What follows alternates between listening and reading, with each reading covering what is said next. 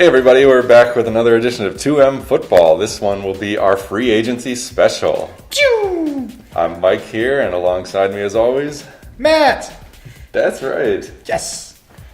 So, as we all know, free agency started this past Wednesday, March 8th.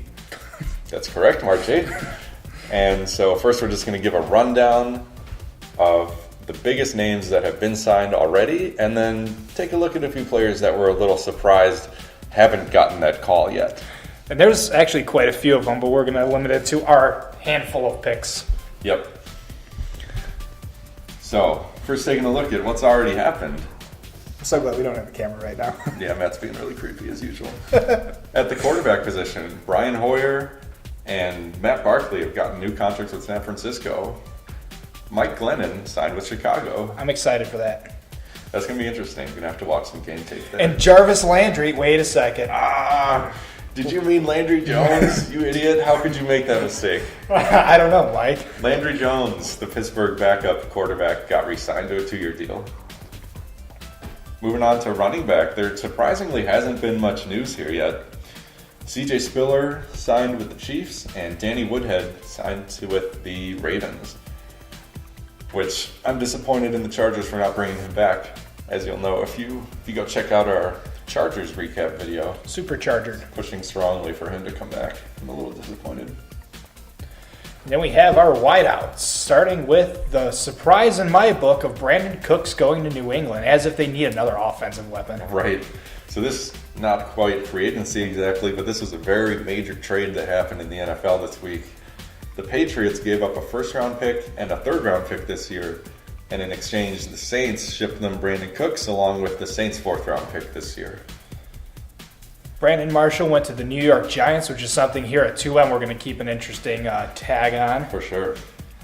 Alshon Jeffrey, the Bears' #1 big-bodied receiver, went to Philadelphia. Terrell Pryor was released by the Browns and went to Washington. Kind of a shocker with us. That was a surprise. Kenny Stills stayed with Miami. Who's Mia? No, I was happy to see that. Which was a good call. Yep. Robert Woods went to the Rams, which, as we talked about in our Rams segment, is a huge pickup for them, or be a big balance for them. Pierre Garçon went to San Francisco, but was paid quite a big upfront money. I think they're just trying to get their use out of him, and then whatever happens, happens. And then his ex-teammate with the Redskins, Deshaun Jackson, went to Tampa Bay. Great signing for them, but Redskins are losing a lot. That's why they grabbed Pryor, which makes sense. Brandon LaFell re-signed with Cincinnati, Woo-woo. as Matt predicted in our Bengals recap. And Kenny Britt was signed by the Browns. Marcus Wheaton went to Chicago. Torrey Smith joined Jeffrey in Philadelphia. Terrence Williams re-signed with Dallas. And Ted Ginn Jr. left Carolina for New Orleans. Yeah, he figured Breeze was better than Newton. I like that move a lot, especially with them losing Cooks. Yep. Then we have our big body tight end department. Excited as we are as Green Bay fans. We got Captain McHolds a lot, Martellus Bennett. To a 3-year deal, which, and I think I'm not alone in this, I was pretty upset when I heard they weren't pursuing Jared Cook, but I'm not anymore. Now that we've got Bennett and Cook is still out there. And also Anthony Fasano got signed by Miami, and Brett Allison went to New York to the Giants. At left tackle, some exciting news with Andrew Whitworth, the guy we talked a lot about in the Bengals episode and again in the Rams episode, because he got signed by the Rams. It's a great signing for them. Russell Okung went to the Chargers. Good move for them. We talked about how much their offensive line struggled last year. We got Kelvin Beachum.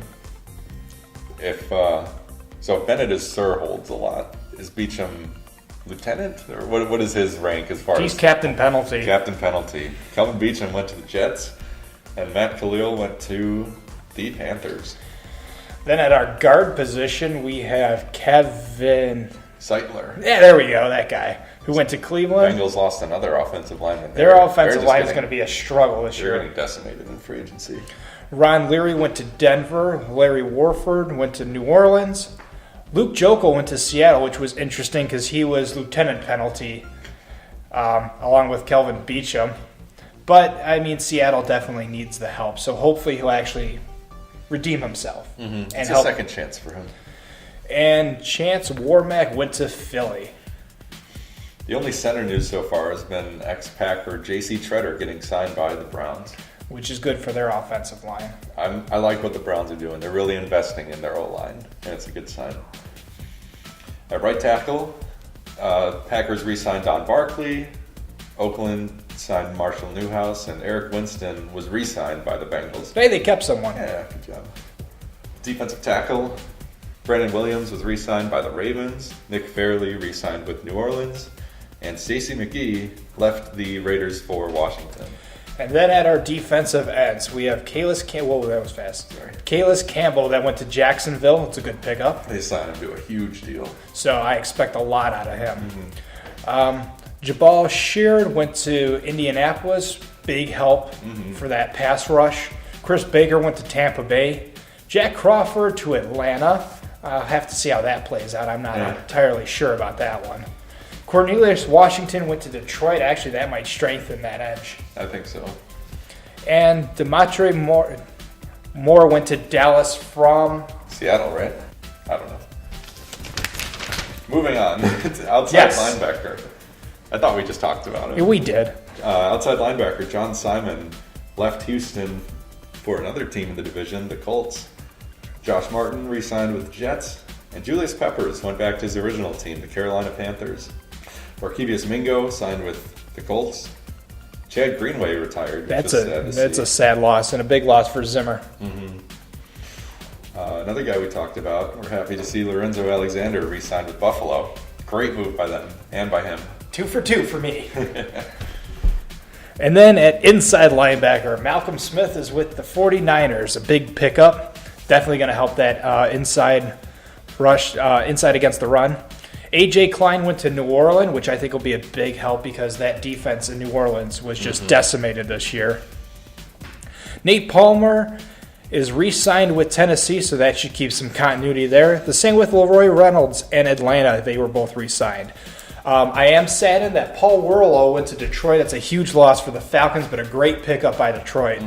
And then the surprising one was Lawrence Timmons. The Steelers let their seemingly ageless linebacker go to Miami, but that's a great help between Timmons and Kiko Alonso. Yeah, that's a great tandem. A lot of teams broke the bank for cornerbacks. Logan Ryan went to the Titans.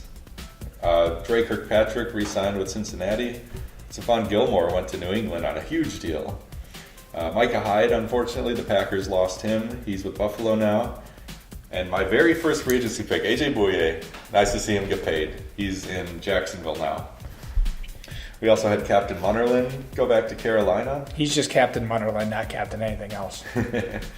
Nolan Carroll went to Dallas. Is he Pete Carroll's brother? Yes. No. And the Bears signed Prince Amukamara to a huge pickup that fills a big hole in that secondary. Okay. Yeah. Now they're floating safety. Oh, wait, that's free safety. Chris Conte with Tampa Bay re-signed. Great job there. Nate Allen went to Miami, which is a good pickup for them. Anthony Levine re-signed with Baltimore, which is great because they got rid of Elvis Dumerville. I can talk today. And Jordan Poyer went to Buffalo. And then finally at strong safety, a lot of movement here. Barry Church went from Dallas to Jacksonville. Tony Jefferson left the Cardinals for the Ravens. Jonathan Cyprien just switched teams in the same division, went from Jacksonville to the Titans. The Bears signed Quentin Demps. DJ Swearinger went to the Redskins. Carolina signed Mike Adams, the ex-Colt. And Antoine Bethea went to Arizona from San Francisco. And that caps the moves as of now, but I guarantee you by the time this segment's over, there'll be about another 95 at the way things are going. Probably. Phone won't stop blowing up with these updates. I love it, though. This is the most exciting, one of the most exciting times of the year for the NFL. And I never paid attention to free agency before, but now that I have, it's really like you see the shifts now and you're not surprised when the season starts of where are these guys at? Right, exactly. And some of them make sense. So now we're going to look at some guys who surprisingly haven't had any signing action yet. And we'll start with a guy who's who hasn't even been released from his current team. So, and that is Mr. Tony Romo. Yeah, Matt hates talking about Tony Romo. I'll handle this one. I think he should go and be an analyst to replace John Lynch. I saw that update that they're going after him. That's ridiculous. It's fitting. It's ridiculous. He can't get hurt. He's going to be a starting quarterback in either Denver or Houston. And he'll get hurt. You know, we actually forgot to mention that Houston traded Brock Osweiler to the Browns, who are planning to release him if they can't shop him. So Texans need a quarterback. Browns, well, they do. That's another story. Broncos need a quarterback, potentially. Believe in Brown. Check out the video. Cody Kessler deserves a starting role. He's better than Osweiler, I'll give him that. But we're expecting Tony Romo to be released by the Cowboys. They wanted to trade him. I don't think that's going to happen. They're going to have to release him, and then I believe Denver and Houston are the interested teams. Release him into the river. Now that Osweiler's gone, Houston makes a lot of sense to me, so that's my prediction. Also at quarterback, we've got Geno Smith, who we learned today that he's visiting with the Giants. I think he needs a change of scenery. Mm-hmm. He can't be with the Jets anymore. He's just had nothing but bad luck with them. The Giants, in a way, to me, as I look at it, more makes sense because they were just talking about how Eli Manning is getting there in age. Mm-hmm. They're eventually going to have to start looking, and Geno Smith may not be the full-bodied replacement, but he may be the backup that you get well enough in the system that can hold the fort down between Manning's release and their pickup. Yeah, he's only 26 years old. He can learn a new scheme. Geographically, it wouldn't be far, going from the Jets to the Giants. Oh, he'd reunite with Brandon Marshall. Oh, good. Just what he wants. I don't think he heard the Brandon Marshall part of that yet. See how that meeting goes. So he's another guy. Moving on to running backs. Like we mentioned, there's been very little running back news so far. As far as Adrian Peterson is concerned, we've heard that he's visiting with the Vikings as a potential place to go back to, and also Seattle and Oakland, both of which would be very interesting to me.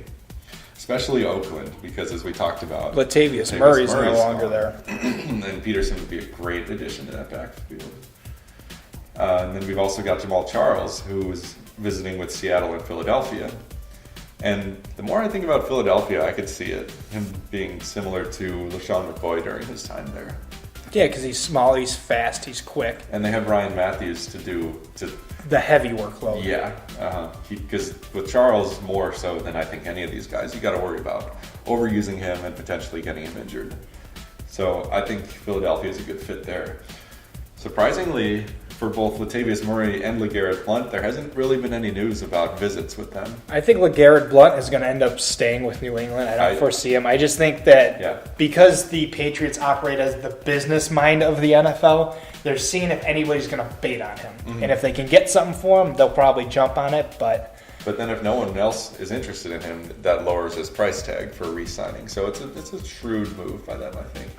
Murray really surprises me that no one's been, as far as we've heard, no one's been super interested in Latavius Murray yet. But there's still time. It feels like longer, but we're only 4 days into free agency. Jeez, that's it. And we've also got Eddie Lacy, who has some interest in potentially re-signing with Green Bay, but also Minnesota and Seattle are in the mix for him too. I think Minnesota would be a good spot for Eddie Lacy. It would definitely be interesting, just staying in the division. Pull Brett Favre. Yeah. Packers to Vikings, yeah. At wide receiver, there has been a lot of action, but one guy we're a little surprised hasn't been picked up yet is Kamar Aiken. He was on the Ravens, and in our Ravens episode, something with the word nevermore in it. It didn't quite make sense. Nevermore have the Ravens looked ready for 2017. Yeah. Anyone who's read an Edgar Allan Poe. No, I know what you're trying to do. Anyway. It was clever. Okay. I still think that's where Aiken ends up. I think because so. they haven't made any other moves to address the position, and they need someone else. I think they're just they're doing what New England's doing with LeGarrette Blount. They're baiting to see if they can get either draft picks or get something else out of a team or a trade request, sort of like what New Orleans and New England did. But yeah, if nobody baits that hook, I think they're just going to grab him back. Yeah, agreed. Tight ends I'm excited for, and I'm going to kick this one off with Jacob Tamme. He was injured this past season, but he's always been a Falcon. He's been a very good Falcon for Matt Ryan. I'm surprised nobody's grabbed him because he is a good pass catcher. Yeah. And he can also block halfway decently. So to see him not picked up by anyone, I have a feeling that this might be just another thing that they're doing to see if anybody baits on him because they really don't have a replacement for him. Yeah. But a team that I think he could go to and be efficient would be Denver. I think Denver would be a good spot for him. Yeah, and as we talked about last week, they don't have a pass-catching tight end right now. And Tammy would be fitting for that role. He'd be great there, yeah. I like it. Another tight end that hasn't been signed yet is Jared Cook. Obviously, he was on the Packers last year, not going to be re-signed because of the Bennett deal. And he's apparently been visiting with the Bills, Lions, and the Bears. Lions. I don't know. They've got Eric Ebron there. I think he's pretty good. Rotational role to prevent Ebron from suffering any injury, sort of like the Tyler Eifert scenario. Yeah. Because if Ebert goes down for it with an injury for any reason, you want to have a reliable step up. Mm-hmm. And Cooks would be a great either two tight end set player or substitute in to make sure that you keep your star healthy. He'll definitely go somewhere, that's for sure.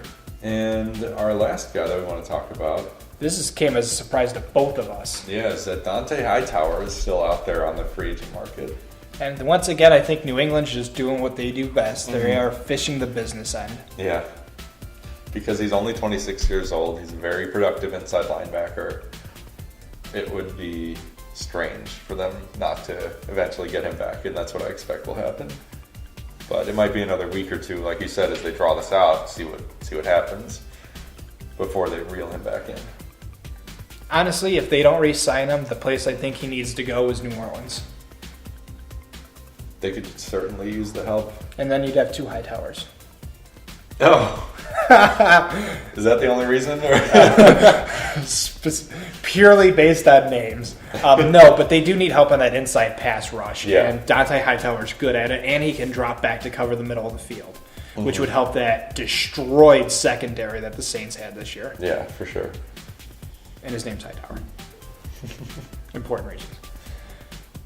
All right, someone call up Sean Payton. Make sure he's aware that there's another Hightower. Yo, what up, dude? Hold on, I got Sean Payton on the line over here. You want to finish this up for me? Yeah. All right, so Matt's on the phone with Sean Payton. No, Hightower, not Tim. So that wraps up our free agency show for this week. We'll check back in next week, and I'm sure there will be a lot more news to get to. And we'll do the same type of deal. If there's big names that still are on the market next week, we'll take a look into that again and recap all the news that happens between now and then, which I'm sure will be a lot. No doubt. Oh, Peyton said he hung up on me. It doesn't mean he won't take the advice. Yeah, I know, right? I mean, he didn't say no. All right. Well, thank you guys for tuning in. Hope you enjoyed the show and are enjoying free agency as much as we are. Let's see. Follow us on Twitter at 2M_football. Email us your questions, comments, concerns in the link in the description below, and give us a like, give us a subscribe, a comment if you feel like it, and we will see you next time on 2M Football. Take care, everybody.